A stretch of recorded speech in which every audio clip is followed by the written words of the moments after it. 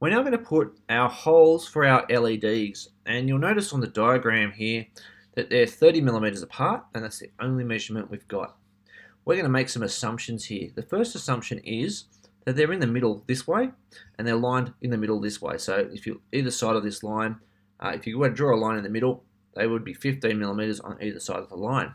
So that's some assumptions we're drawing. You'll also notice that I haven't put in the dimensions of the holes because they can change depending on our LED. You might like to ask at this point in time your teacher what size LEDs we currently have for this project. The size that we currently have at the time of making this video were 5mm LEDs, and if you make the holes perfectly 5mm, they might slip out. So we're going to make them 4.95mm. That way they're going to wedge in quite tightly into those holes. So let's go back here, and we're going to be drawing some circles, and then we'll draw them on the top, which makes it quite easy for us to do. So I'm going to use the sketch tool. I'm going to go circle, and just a center point circle will be fine. So I'm going to draw them here, and you can see it's actually easy to line it up, but it's not going to constrain it properly. So 4.95 is that circle there, and another circle on this side is 4.95. Well, I did 2.95, 4.95. Okay, so we've got the two circles there, and they are actually aligned, but we're going to constrain them properly anyway.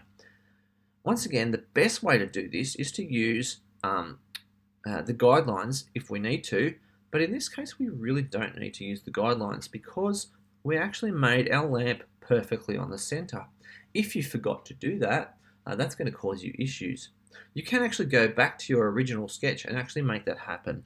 So if you've got problems with it not being perfectly in the center, that dot not being there, just talk to your teacher, and your teacher will guide you through the way of actually approaching that. I'm going to use here the horizontal vertical tool, and I'm going to make this one in perfect line with this one, and I'm also going to make this one in perfect line with this one. So now you can see that this is now stuck on this red line. We won't be able to move it around. I'm now going to then use the dimension tool to dimension this one to be 30mm apart from this one, which is what it said on the diagram, 30.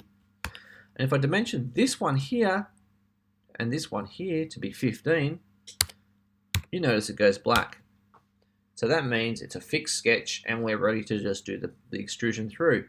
I'm going to hit stop sketch now, and we're going to press the modify button, click on here, and click on here, and we're going to pull it through. I believe it's 3mm. Let's just see. -3. If I've done it right, it should go all the way through. And it does. You can see through the other side, and you can see those on the other side as well. Make sure it did go all the way through. If it didn't, it means you made a mistake earlier, and you're going to have to go back until you find that mistake.